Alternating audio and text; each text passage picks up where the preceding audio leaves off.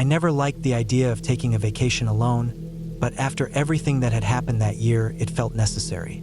Work had drained me to the bone, and people in my life were making more noise than they were worth. I didn't want to see anyone. I didn't want to answer any calls.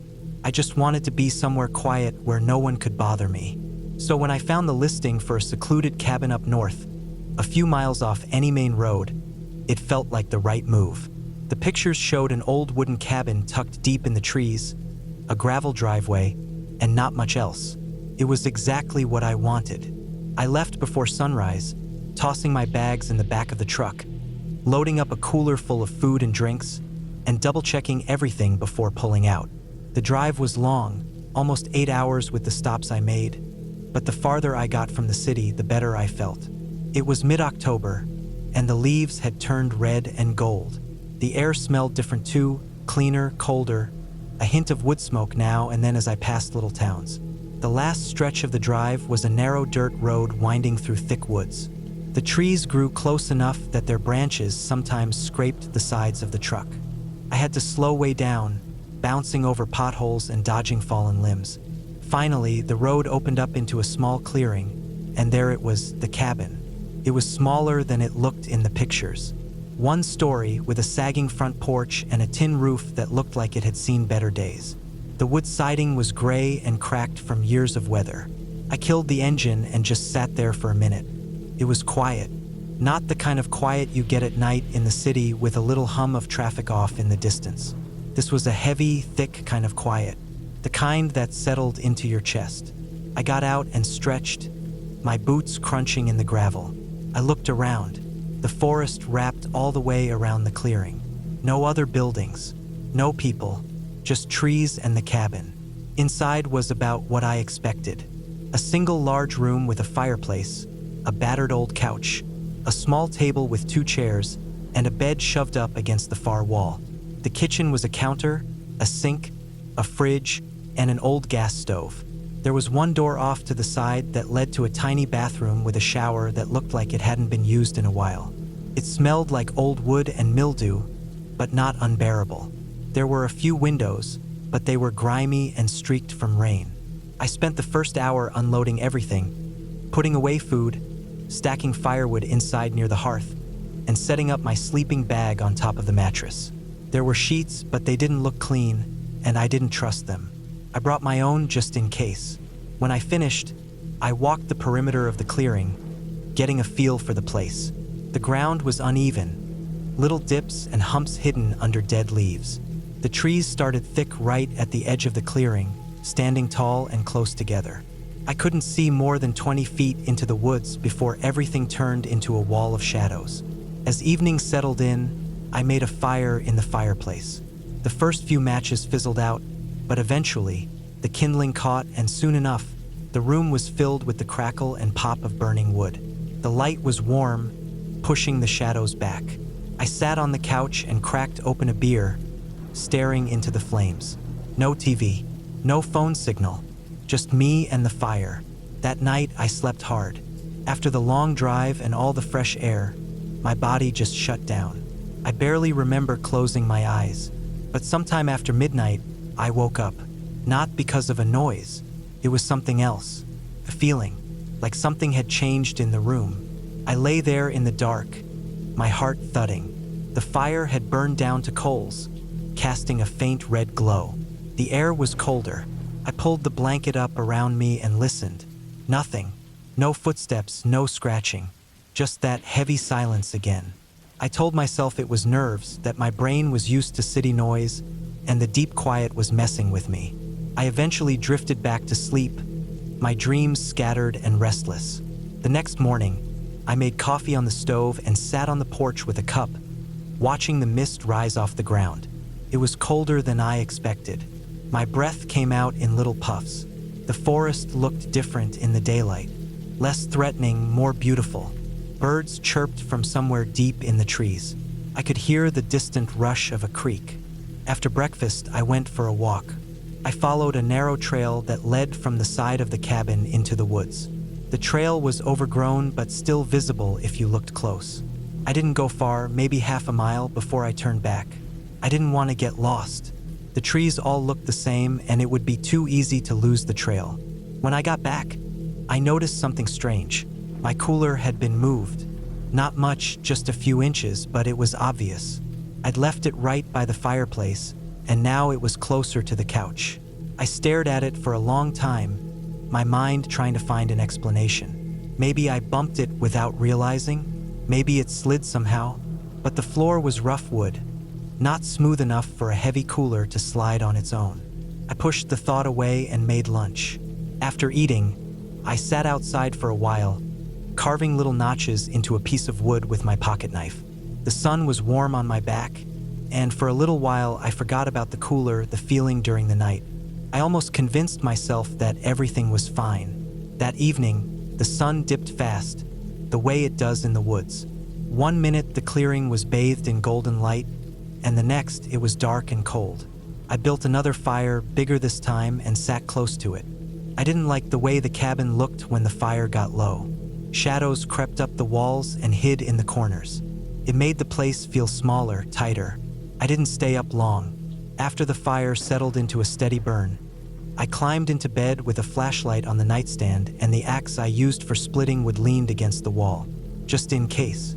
Again, I woke up in the middle of the night, but this time it wasn't just a feeling. There was a sound, a soft, deliberate creak of a floorboard, not the random pops and groans of an old cabin settling. A slow, careful step. I stayed perfectly still, ears straining. Another creak, closer to the bed. I reached slowly for the flashlight, my fingers brushing the handle. I clicked it on and swept the beam across the room. Nothing. Empty. The door was still locked. The windows still shut. But something was wrong. The cooler was open. The lid stood propped against the side, and some of the food was scattered across the floor. A pack of lunch meat lay half unwrapped by the couch. I sat up, heart racing. If it had been an animal, I would have heard more noise. Scratching, thumping, not careful, quiet steps. I got up, the flashlight trembling in my hand. I checked the door, still locked. I checked the windows, all latched tight. No broken glass, no signs of forced entry. I gathered the food and shoved it back into the cooler, slamming the lid shut. I didn't know what else to do. I didn't see anyone. I didn't hear anyone now. Maybe I was losing it. Maybe I was so keyed up that I was imagining things. I didn't sleep the rest of the night. When morning finally came, I decided to leave. I didn't care that I'd booked the place for another 2 nights. Something wasn't right. I packed up fast, throwing things into bags without bothering to fold or organize. I loaded the truck in under 10 minutes. Before I left, I walked around the cabin one last time. I don't know why. Maybe part of me needed to prove to myself that it had all been in my head. That's when I saw it. Behind the cabin, in the dirt, faint but unmistakable, footprints. Bare feet, not boots, not shoes. Bare human footprints, leading from the woods up to the back wall of the cabin. And they didn't go back. They just stopped. I stood there staring, my stomach dropping. The dirt was soft from the rain the week before. The prints were fresh. Someone had been watching me. Someone had been there, moving around while I slept. Someone had been inside the cabin without breaking a window or forcing a door. I didn't waste another second. I jumped into the truck and tore out of there, the tires kicking up gravel as I sped down the dirt road. I didn't stop, not even when branches scraped the sides of the truck or when potholes nearly shook my teeth loose. I just kept going until I saw pavement. I made it home by nightfall. I locked every door, every window, and kept the lights on in every room. I didn't sleep much that night. Every little noise made me jump. The next day, I called the rental company. I didn't say much, just that I left early. They didn't ask why. I doubt it would have mattered. Places like that don't care what happens once you pick up the keys. Weeks went by. I tried to forget about it. I told myself it was a drifter, some hermit living in the woods, maybe just looking for food. I told myself I was lucky it hadn't been worse. But sometimes, late at night, I still wake up with that same feeling, that something is in the room, watching, waiting, and every so often, when I take out the trash or go to get the mail, I catch a glimpse of something out of the corner of my eye. a shadow slipping behind. I guess it started because I thought I needed a break from everything. Work, noise, traffic, people. It all just piled up. I figured a weekend alone at a cabin would clear my head. I'd rented this place online, tucked way out near a lake and surrounded by woods. It wasn't one of those fancy cabins either. It was old, a little rundown, the kind of place where the porch leans and the steps creak even when no one's walking on them. I pulled in late afternoon, my truck kicking up dust on the gravel drive. The trees were thick around the cabin, their tops just barely letting the sunlight touch the ground. The lake was maybe 200 yards away, just a flicker of blue through the branches. The place looked exactly like the photos. Small, one story, dark wood, a sagging roof, a single door in front, 2 windows on either side. No neighbors that I could see. That's what I wanted though. Quiet. Nothing but the trees and the water. When I got out, the air smelled like pine and damp dirt. It was cooler than back home. I grabbed my bag from the truck and walked up the porch. The door had one of those old iron handles that you lift to open, not a knob. I stepped inside. The floor groaned under my boots. It smelled musty, like the place hadn't been aired out in weeks. Inside was simple. One big room with a little kitchen area, a stone fireplace, a worn couch, and a bed in the corner under one of the windows. A single bathroom was tucked around the back. No TV, no Wi-Fi, just a landline phone hanging crooked on the wall next to the kitchen. I set my bag down by the bed and went back out to get the rest of my stuff. A cooler full of food, a box of firewood, and a few basic tools. I figured I might want to fish a little or at least make a fire at night. The sun was sinking low, throwing long shadows across the clearing. As I carried the firewood up the steps, I noticed something that gave me a little pause. Scuff marks on the porch. They were faint, like something heavy had been dragged across the wood. I guess maybe the last guest moved furniture around or dragged a cooler or something. I shook it off. Once everything was inside, I locked the truck and headed down to the lake. It was still, the surface like glass, broken only by the occasional ripple of a fish jumping. There was a small dock stretching a few feet into the water, rotted at the edges but still standing. I sat on the end of it, just listening to the water lap against the posts and the wind move through the trees. It was peaceful, the kind of peace that makes you forget everything for a while. As dusk settled in, I headed back to the cabin. I lit a fire in the fireplace more out of habit than need. It wasn't that cold yet. The orange light danced along the walls, making the whole place feel smaller but warmer. I ate some cold sandwiches, drank a couple of beers, and sat by the fire until the bottle of beer started to feel heavy in my hand. The forest outside had gone pitch black. No streetlights out here, no porch light either. Just the fire and the little lantern I brought with me. Before heading to bed, I double-checked the door. It had a simple lock, the kind you turn from the inside. I turned it hard and tugged the door to be sure. Then I checked the windows. 2 in the main room and a tiny one in the bathroom. All shut tight. Satisfied, I crawled into bed, pulled the thin blanket up to my chest, and let the sound of the fire dying down lull me to sleep. I woke up hours later, not sure why. The fire was long dead, the cabin cold and dark. For a moment, I just lay there, listening. It was the kind of quiet that pressed against your ears, almost buzzing. Then I heard it, a soft, scraping sound, faint but steady. I froze, straining to hear better. It came again, a slow, dragging noise, like something rough being pulled across wood. My mind raced. Was it an animal? A raccoon? A deer? Maybe the wind? I stayed still, heart pounding. The sound seemed to circle the cabin, slow and deliberate. It would stop for a few seconds, then start again. Scrape, pause, scrape. Each time it sounded closer to the door. I finally forced myself to sit up, every hair on my arms standing straight up. I grabbed the flashlight off the floor beside the bed and clicked it on, the beam shaky from my unsteady hand.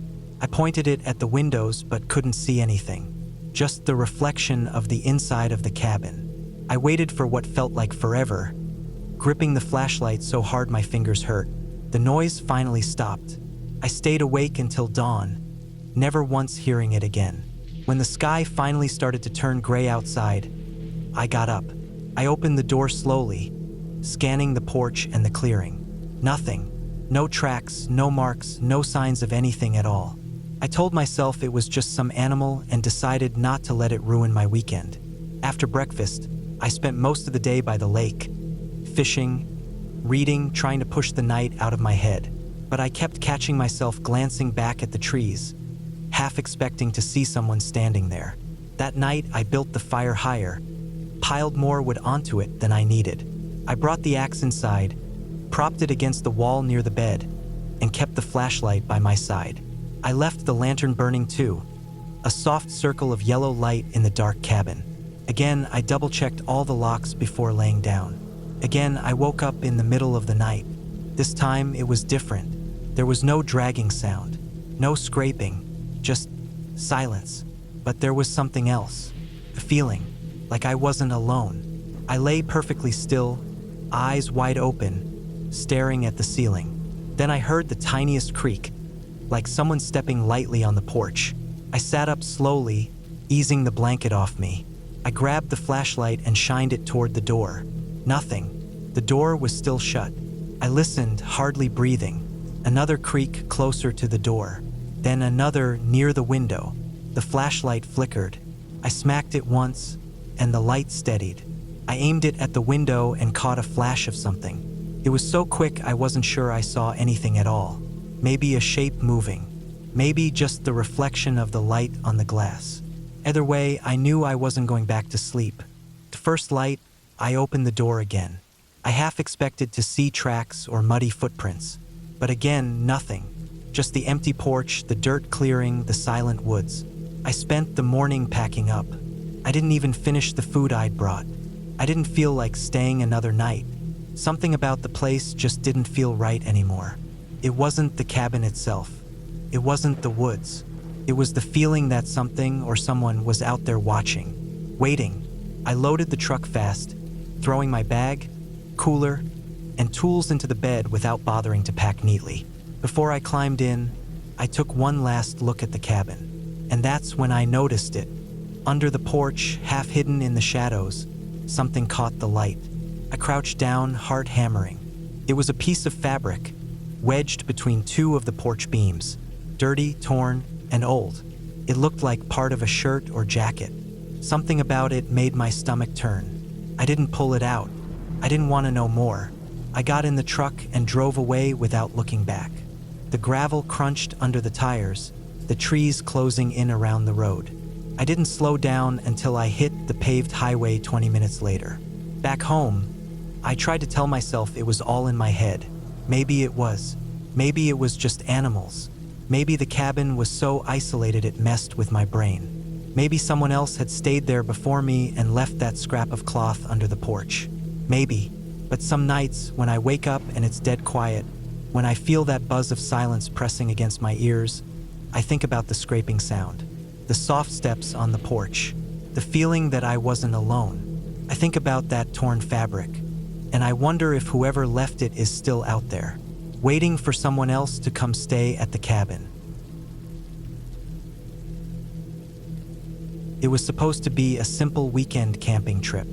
I wasn't looking for adventure or trying to find myself in the woods. I just wanted to be away from work and the constant noise of the city for a few days. I needed something quiet, something that would let me sit by a fire, stare up at the stars, and not think about anything important.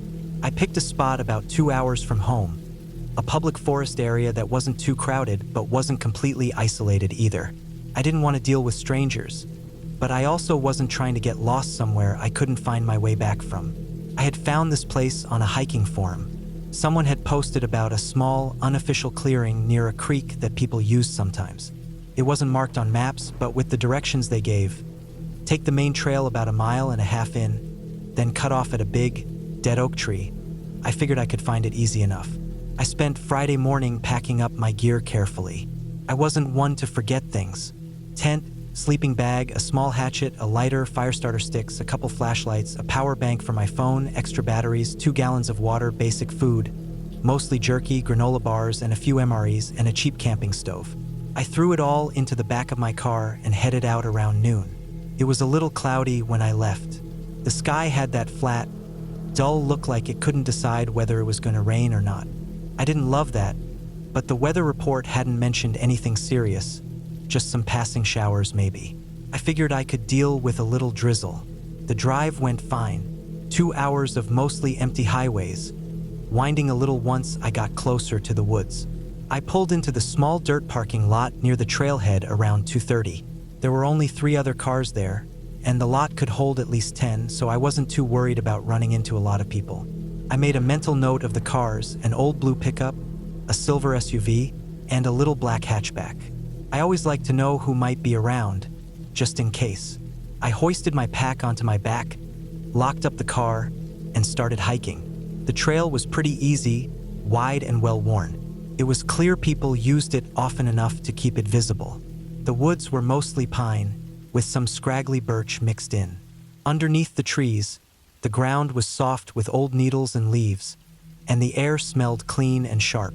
I found the dead oak tree without trouble. It was massive, split in half by what looked like a lightning strike a long time ago. Half of it still stood, gray and skeletal against the green around it. I stepped off the main trail there, picking my way carefully through the underbrush. It took me about 10 more minutes to find the clearing. It was just like the post described. A flat patch near a shallow creek, ringed by trees but open enough to let in some sky. There were the remains of a fire pit in the middle, just a few blackened stones in a rough circle. I checked around to make sure nobody else was nearby, then set my pack down with a grunt. Felt good to get the weight off. I set up my tent quickly, getting the poles in and staked down before anything could start. The ground was a little damp but not bad. Once the tent was up, I unrolled my sleeping bag inside and set up a small camp chair near the fire pit. By then, it was getting close to 5. The clouds overhead looked a little thicker, darker.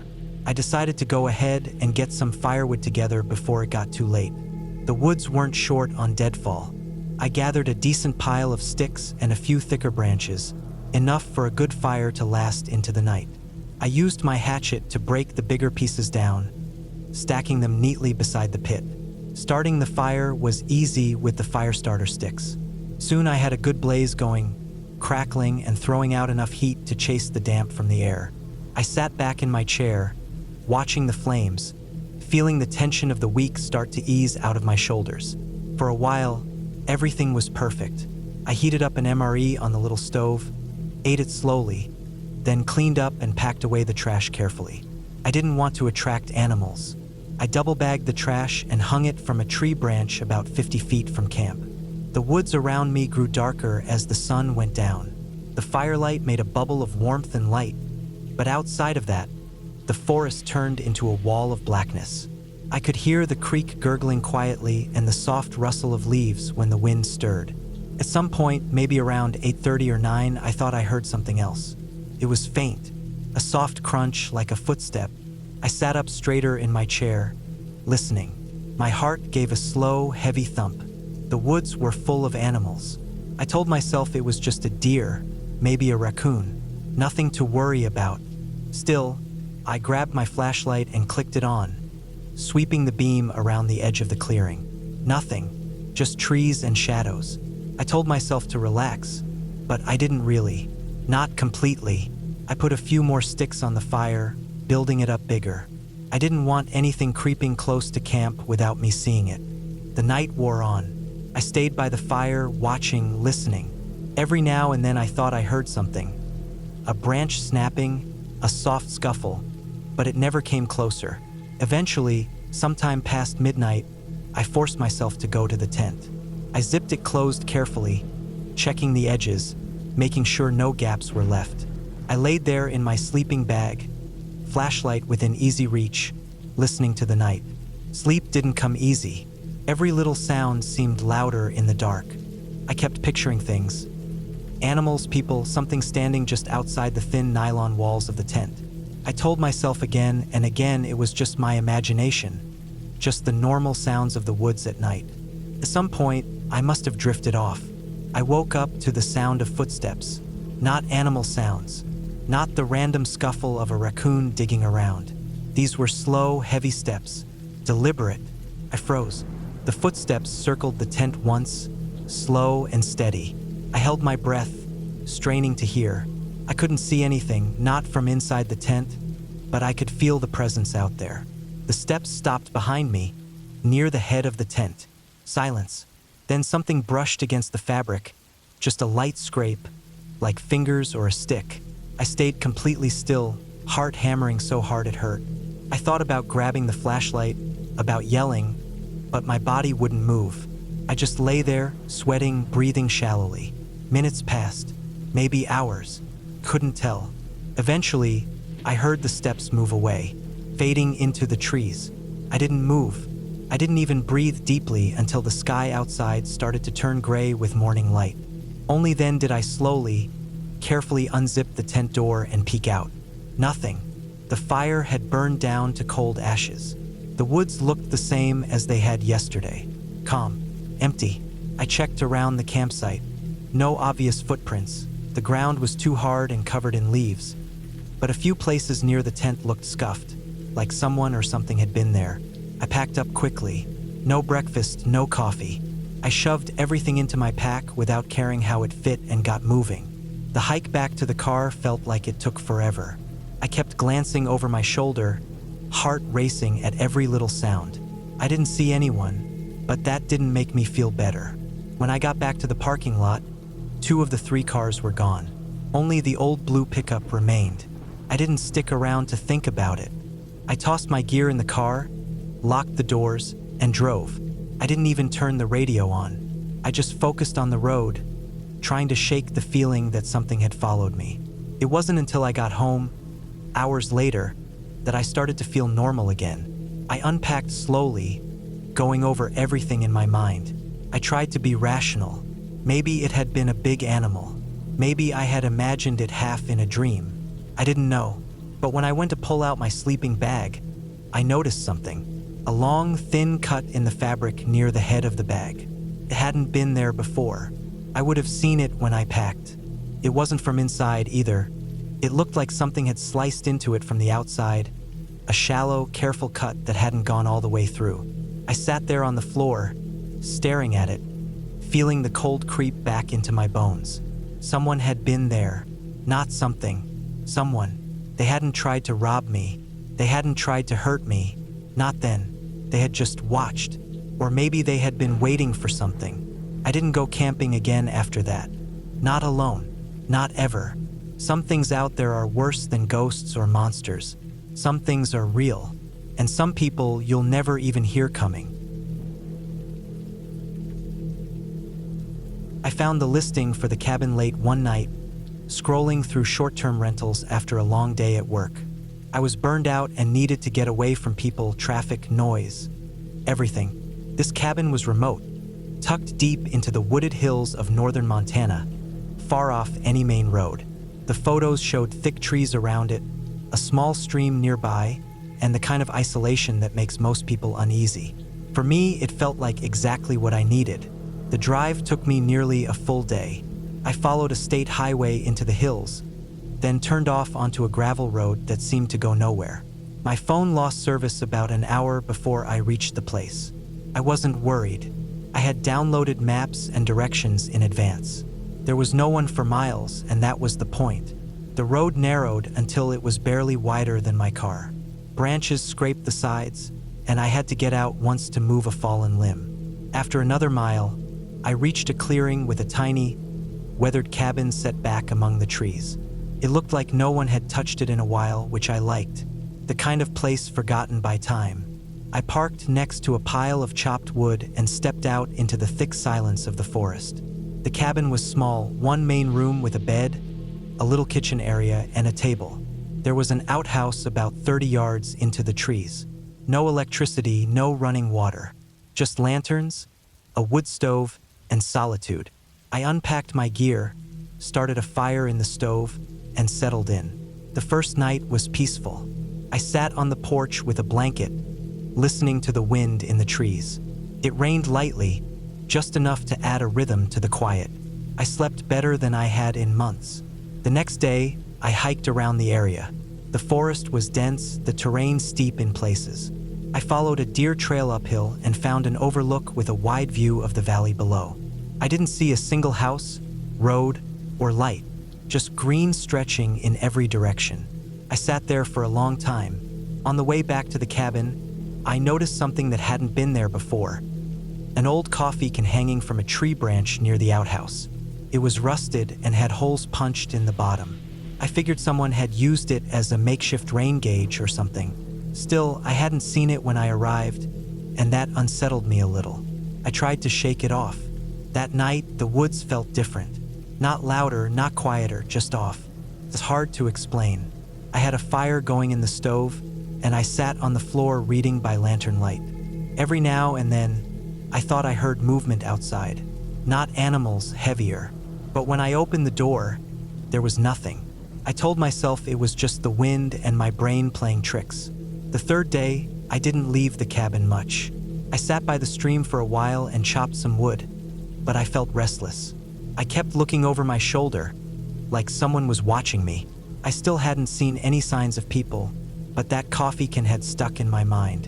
It felt like a marker, like something meant to be seen. That night it rained harder, and I stayed inside. I heard movement in the trees again, closer this time.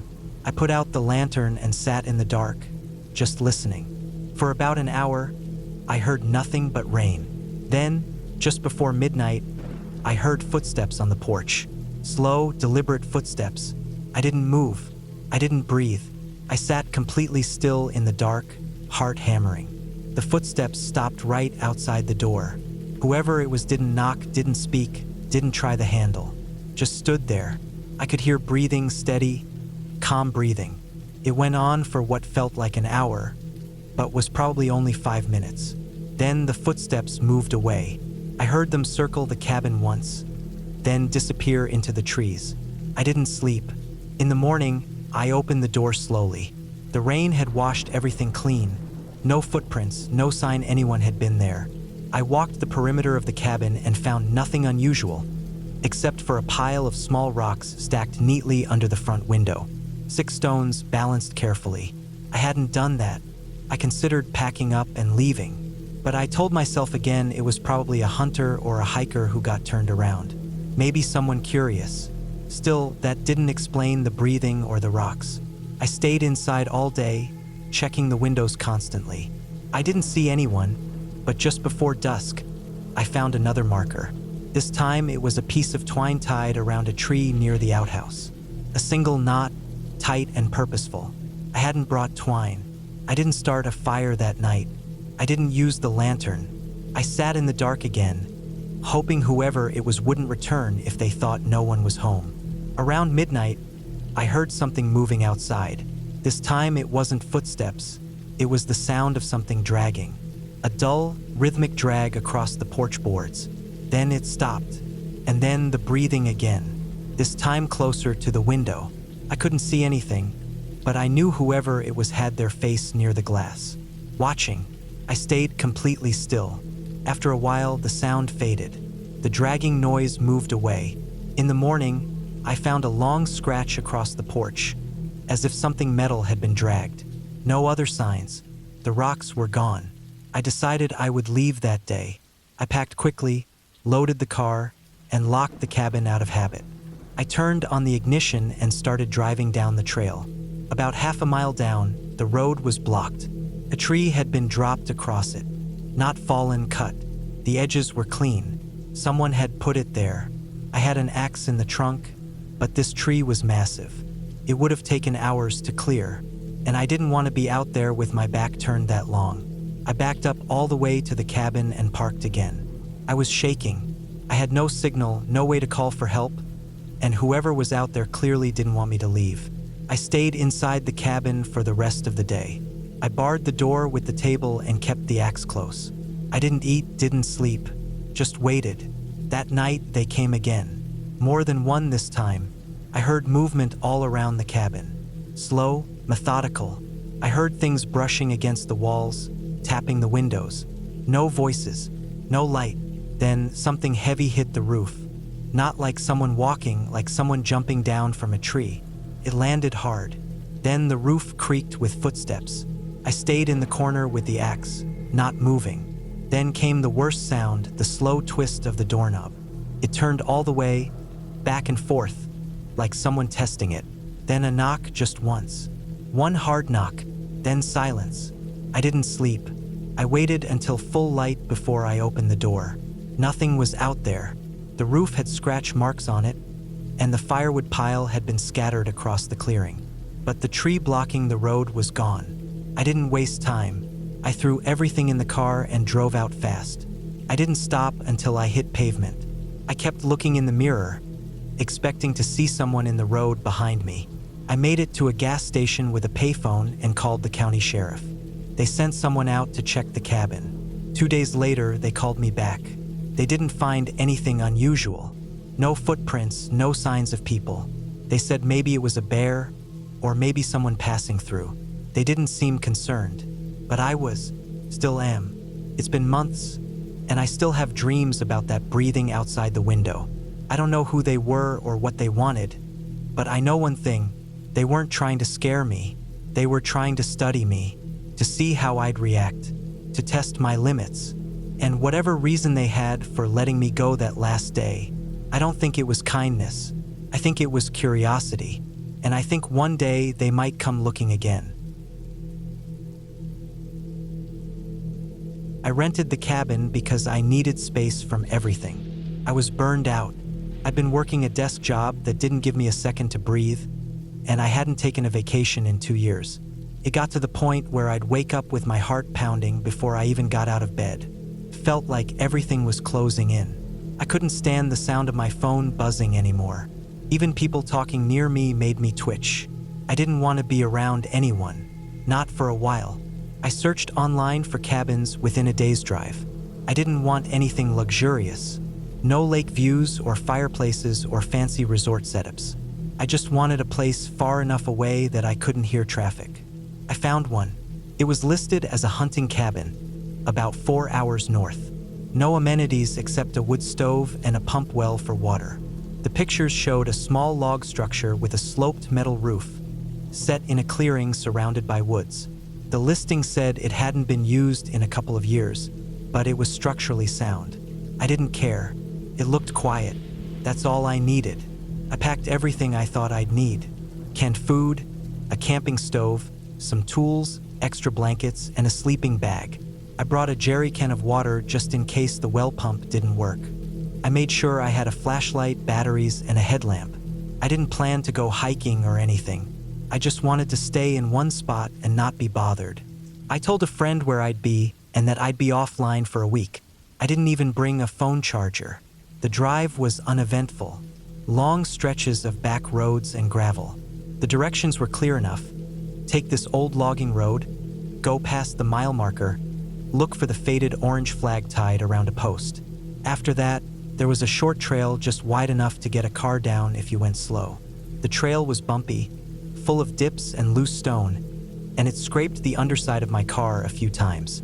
But I found the clearing, and the cabin.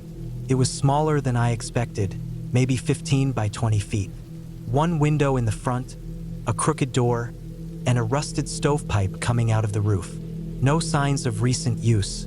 No tire tracks, no footprints. Just a thin layer of pine needles on the steps. The air smelled like damp earth and old wood. I stood there for a while, just listening. No cars, no planes overhead, no voices. Just the creak of trees shifting in the wind and the high chirping of insects. Inside, it was musty but dry. A single room with a cot, a table, and a rusted wood stove in the corner. Some old hunting magazines were stacked in a crate near the door. A few nails in the wall held a cracked mirror and a rusted coat hook. I opened the windows to air it out. A couple of mice had left droppings in the corners, but I didn't see anything alive. I swept it out, laid out my stuff, and sat at the table. For the first time in a long time, I didn't feel pressure to do anything. The first day passed quietly. I cooked some food on the camp stove, set up a small fire pit outside, and watched the trees sway. I didn't even realize how tense I'd been until I felt my shoulders relax for the first time in weeks. I slept surprisingly well that night. The cot was stiff, but I was so tired it didn't matter. The second day, I explored the area a bit. Nothing major, just wandered around the clearing and into the trees for a couple 100 feet. I found an old tree stand maybe 30 yards off the side of the trail. Rusted metal, mostly fallen apart. Looked like it hadn't been used in years. I marked it mentally, then went back to the cabin. That night, I read one of the old magazines. It was from 2004. The ink was faded and smelled of dust. It wasn't until the third night that something started to feel off. I'd gone to bed early. It got dark fast out there, and once the sun dipped below the trees, the cold came in sharp. I had a small fire going in the stove and was bundled in my sleeping bag. I was half asleep when I heard it. Something crunching outside. It wasn't wind. I know the sound of trees creaking, branches snapping naturally. This was steady, slow, footsteps, not animal-like either. Too deliberate. One step, pause, another step. Dry leaves and small twigs underfoot. I froze. My mind started trying to explain it. Maybe a deer, maybe a large raccoon. But no, I'd grown up in the country. I knew the rhythm of animal movement. This was different. It circled the cabin. Whatever it was, it made a full, slow loop. Crunch. Pause. Crunch. I didn't move. I held my breath. I didn't have a gun, and the only thing near me was a hatchet I brought for firewood. I slid it slowly into my sleeping bag. My heart thudded so hard I thought it might give me away. Eventually, the sound stopped. I waited. Minutes ticked by. Nothing. Then I heard movement again, this time fading into the trees. I didn't sleep the rest of the night. The next morning, I checked outside. No footprints. The ground was too packed with leaves and pine needles. But I knew what I heard. I thought maybe someone else had come out here. Another hunter, a squatter, or someone who found the cabin by accident. But I hadn't seen any vehicles. No tire tracks, no broken branches on the trail. Nothing. I told myself it was nothing, but the feeling stayed in the back of my head. That night, I built a bigger fire and kept it going until well after midnight. Nothing happened. The woods stayed quiet, and I eventually drifted off. But the next night, the footsteps came back. This time, they stopped right at the wall near my head. I laid there, heart pounding. Whoever or whatever it was stood just outside the window. I didn't move. I didn't breathe. Then, faintly, I heard the creak of weight shifting, someone leaning or turning. Still no voice, just quiet breathing. Then, just as before, it faded into the woods. I got up before sunrise and packed my gear. I didn't want to be there anymore. Something wasn't right, and I didn't want to find out what. I loaded my stuff into the car, checked the tires, and turned the ignition. It didn't start. I tried again. Nothing. The lights were dim. The engine didn't even turn over. The battery was dead. I popped the hood, checked the connections, nothing obvious. I hadn't left the lights on. The car was fine when I parked it. I always double-check. I tried it again. Still nothing. I stood there in the clearing, sun barely up, air cold, and I felt something I hadn't felt in a long time, real fear. Not anxiety, not stress, real physical fear. I had no signal, no way to call out. The nearest town was 20 miles away, and I didn't know the roads well enough to walk them. I decided to wait out the day and walk early the next morning. I thought maybe someone would come down the road and see me. I kept the fire going all day and listened. Every little snap in the woods made me jump. That night, it came back. But this time, it wasn't alone. I heard multiple sets of steps, maybe 3 or 4, moving through the leaves, slowly, methodically, like they knew exactly where they were going. I didn't light the stove. I sat in total darkness, holding the hatchet, eyes open, ears straining. They stopped just outside the door. I could hear breathing again, shuffling. Then the soft thud of something tapping the window. Not loud, not enough to break it, just enough to let me know they were there. Then nothing. They didn't come in. They didn't try the door. After about 10 minutes, the steps faded again. I didn't sleep. I waited until first light, threw on my pack, and started walking. I didn't take the trail. I cut straight through the woods. I didn't want to risk passing whoever had been circling the cabin. I used my compass and aimed straight for the road I came in on, knowing if I hit it I could follow it out. Took hours. I scraped my arms, tripped, got tangled in brush. But eventually, I reached the gravel road. I walked until late afternoon. Finally, an old pickup came by. I flagged it down and told the driver I'd broken down. He gave me a ride to a gas station 15 miles away. I didn't mention the cabin. I didn't want to explain. I just called a tow and sat on the curb until they came. The mechanic said the battery had been drained clean. No corrosion, no defects, just dead. He couldn't explain it. I never went back for my gear. I didn't file a report. I didn't tell my friend the truth. I said I got sick and came home early. But I know what I heard, and I know I was being watched. Something was out there. Not a ghost, not a monster. Something human. Someone had been waiting, and I don't think they wanted me to leave. I rented a cabin deep in the Smoky Mountains for the week. I'd taken some time off work to get away from everything. No people, no phone service, just me and the woods. The cabin was about a 2-hour drive from any town, tucked down an old dirt road that curved and narrowed the farther you drove. It was early October, and the leaves had started turning. The colors were just starting to pop, deep reds, fading yellows, and rust-colored browns. The air had that damp, earthy scent I always liked. You could smell the cold season creeping in. The cabin wasn't anything fancy. It was small, one room with a bed, a wood stove, a tiny kitchen, and a bathroom off to the side. There was a porch out front with an old rocking chair and a long sloped hill that stretched out behind the place. That slope was mostly trees and thick brush. It went on for miles. There were no neighbors, no other cabins or campsites nearby, just forest. The first 2 days went by like I expected. I read a lot, hiked a little, and chopped some firewood behind the cabin. I brought enough food to last, so I didn't need to leave. At night, I'd sit on the porch wrapped in a blanket, listening to the wind move through the trees. It was peaceful, quiet in the way you forget the world can be. But on the third day, I noticed something strange. It started in the late afternoon. I was splitting kindling in the back, near the edge of the tree line, when I heard a sharp crack, like something heavy stepping on a branch. I stopped what I was doing and listened. The woods settled again. No birds, no wind, just the sound of my own breath. I figured it might have been a deer or maybe a bear. I'd seen tracks nearby that morning, so it didn't seem out of the ordinary. But I kept glancing into the trees as I finished stacking the wood. That part of the woods felt darker than usual, like the tree cover was heavier or the light just wasn't reaching in right. That night, I had trouble sleeping. I kept hearing faint crunches outside, like slow footsteps. I told myself it was just animals moving around. Still, I got up twice to check the windows. The porch was empty, nothing in sight. In the morning, I found something that didn't make sense.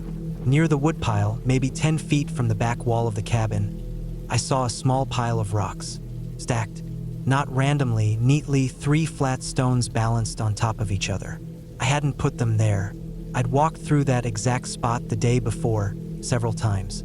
They hadn't been there then. I stood over them for a long time. It looked like someone had made a marker. There were no footprints or signs of anyone walking through, but the ground was mostly dry leaves and hard-packed dirt, so tracks wouldn't have been easy to see anyway. I kicked the rocks over. I didn't like the idea of someone being that close without me noticing. The rest of the day, I stayed closer to the cabin. I didn't hike. I kept the axe nearby even when I was inside, just in case. That night, it got worse. I was lying in bed with the stove burning low when I heard the first knock. A single, solid thump on the back wall of the cabin. Not loud, but firm, deliberate. I sat up and listened. It didn't happen again. I didn't move for a long time. I just sat there in the dark, staring toward the back door. I had one battery lantern, so I turned it on and got up. I didn't go outside. I wasn't going to open that door without a good reason. But I did press my ear to the wall. Silence. Then another knock, this time softer, more like a scrape. Then nothing. I stayed up the rest of the night. I sat in the chair with the axe across my lap, waiting for the sky to turn light. When it did, I walked the whole property. I looked for footprints, marks, anything. I found the rocks again. Another little stack, this time placed directly on the porch railing. 3 stones. Same flat shape, same style. I stared at them for a long time. I didn't touch them. I just went back inside, locked the door, and sat in the middle of the room trying to think. There was no phone signal, no landline. The only way out was to drive. But part of me felt like that would mean whoever or whatever was doing this had gotten the better of me. I wasn't ready to pack up and leave. I wanted to understand what was going on. By the 5th day, things started to feel wrong in a new way, like I wasn't alone, even in broad daylight. I kept looking over my shoulder. I kept catching movement out of the corner of my eye, especially near the slope behind the cabin. That hill ran deep into the woods, steep and choked with brush and dead trees. I'd only gone partway down once since I arrived. I didn't go down there again. That night, I barred the doors with furniture. I kept the axe with me again. The knocking didn't come, but just before dawn, I heard a faint dragging noise along the back wall, like something scraping wood. Not sharp, slow, deliberate. When the sun came up, I looked again. There were new marks on the wood, thin scratches that hadn't been there before. They weren't deep, but they were long, too long for a squirrel or any small animal. They looked like someone had run their fingertips across the siding, over and over. I started to panic a little that morning. I packed some things, filled the truck with my gear, and planned to leave. But then I stopped. I don't really know why. I guess part of me wanted to face it, to catch someone in the act, to prove to myself I wasn't going crazy. I had 2 days left on my trip. I figured I'd stay one more night and keep watch. That afternoon, I set up a chair inside, next to the back door. I cracked the window just slightly, enough to hear outside. I turned off all the lights before it got fully dark. I sat there in silence with the axe in my lap and waited. Hours passed. Around midnight, I heard leaves moving. Something soft, like a light shuffle, came from the slope. Then it stopped. Then a single rock hit the back porch. I heard it roll and settle. I didn't move. Another sound, something brushing the porch railing. Then silence again. I waited until almost 4 a.m. before I moved. I opened the back door slowly and stepped out. The forest was dark. I had my flashlight and swept it across the slope, into the trees. Nothing. Then I turned toward the edge of the porch.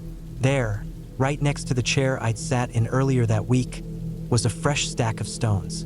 3 flat rocks, balanced again. But this time, underneath them, there was something else. A small piece of torn cloth. I picked it up carefully. It was dark green, same color as the shirt I'd left on the drying line the day before. Only that shirt wasn't there anymore. I hadn't even noticed it was missing. That was enough. I went inside, locked everything, and decided I was done. I wasn't gonna wait around for this thing, person, whatever it was, to get bolder. I slept in short bursts, the axe still close by. The woods stayed quiet, almost too quiet. It was like even the wildlife had left. In the morning, I threw the last of my gear in the truck, locked the cabin behind me, and got the hell out of there. The dirt road felt longer on the way out. I kept checking the rearview mirror. I never saw anything. When I got back to town, I told myself I wouldn't think about it anymore. I told myself it was probably some local messing around. A prank, a hunter passing through, something like that. But 2 days later, when I unpacked fully, I found something in the side pouch of my backpack. 3 flat stones, stacked. I hadn't put them there. I know I didn't. And for the first time in my life, I moved apartments a week later. I stopped going out into the woods alone. I haven't since. I don't think it followed me. Nothing's happened since. But I still can't shake the feeling that someone was watching me that week. Someone who lived out there, or maybe didn't live at all, not in any normal way. And I'll never go back to that cabin again. I rented a cabin up north near a lake, far from any towns, cell service, or other people. It was part of an old hunting property owned by a friend of a friend, and he agreed to let me stay there for a full week alone for free. It had been years since I'd had any real solitude, so I took the offer immediately. The place was deep in the woods, about a 20-minute drive from the nearest paved road, and another half hour of gravel switchbacks before you even saw the roof of the cabin. The woods around it were thick, dense spruce and pine packed in close, needles carpeting everything. The lake wasn't more than a short walk downhill, and the whole area was so quiet you could hear the wind breaking through the treetops before you felt it on your skin. The cabin was basic: one large room with a cot, a table, a wood stove, and some shelves with old canned food. There was a small outhouse about 50 feet away in the woods. No running water, no electricity, just 4 walls and a roof. The first 2 days were peaceful. I gathered firewood, explored a little around the lake, and settled into a rhythm. I read a few paperbacks by lantern light and cooked over the fire pit out front. The nights were cold, but the stove kept me warm. On the 3rd day, I noticed something strange when I woke up. The lantern I'd left on the table had been moved. Just a few inches, but it wasn't where I'd left it. I thought maybe I bumped it in the night. Later that morning, I found a single boot print in the patch of dirt near the back of the cabin. Just one. No tread pattern I recognized, and it wasn't from my boots. The print led toward the woods, not from them. That part didn't make sense. I spent the rest of the day near the cabin, not wanting to stray too far. I didn't have a phone or a weapon, just an axe and a folding knife. I locked the cabin up tight that night. Around midnight, I woke to the sound of something brushing against the wall. Slow, soft scraping. It started near the back of the cabin and moved along the side. I sat up in bed, not breathing. The sound circled the cabin once, then stopped. In the morning, I went outside and found a strip of bark peeled off the wall, like someone had run a blade across it. The scrape was clean, fresh. It hadn't been there the day before. I searched the tree line but found nothing. No new prints, no signs of anyone, just that single long gouge along the wall. By the 5th day, I was hearing things in the woods. Not animals, these were slow, heavy footsteps. Pacing, never close, always just far enough that I couldn't see who or what it was. Once I climbed onto the roof to try to get a better view, but I never caught a glimpse. That evening, I noticed something else. A small pile of stacked stones beside the fire pit. 5 of them, balanced carefully. I hadn't put them there. I knocked them over, tossed the rocks into the woods. That night, I didn't sleep. I kept the axe in my lap, sitting in the chair by the stove, listening. Sometime around 3 a.m., I heard 3 loud knocks on the door, then silence. I didn't move. I didn't even breathe. The knocks didn't come again. When daylight finally came, I opened the door slowly. No one was there. No prints. No signs of anyone. But on the ground in front of the door was another pile of rocks. This one was smaller, only 3 stones. I packed my gear. I wanted to leave, but when I went to start the truck, I found the hood open. The engine had been tampered with, wires cut. The battery was gone. There were no roads in or out without that truck. Hiking out would take at least a day, maybe 2, and I had no idea which direction was safest. I stayed in the cabin, boarded the door with furniture, and waited. I had enough food for 2 more days. After that, I'd have to leave on foot. The next night, I heard footsteps again, closer this time, crunching through the underbrush just outside the windows. The fire in the stove was low. I didn't move, didn't make a sound. Hours passed. The footsteps circled, then faded. At dawn, I found deep gouges in the door, knife marks, thin and deliberate. Someone had tried to pry it open. That was the 6th day. On the 7th morning, I left.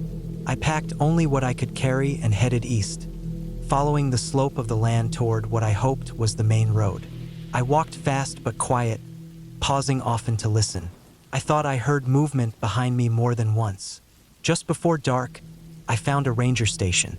It was boarded up, clearly abandoned, but there was an old CB radio inside. It took me nearly an hour to get it working. I called for help until my voice was raw. Patrol found me the next morning. They didn't find the cabin until 2 days later. When they did, the inside was trashed. The stove ripped open. The walls covered in more scrape marks, all carved deep with a blade. The bed was shredded. They never found whoever was out there, and I never went back into the woods again.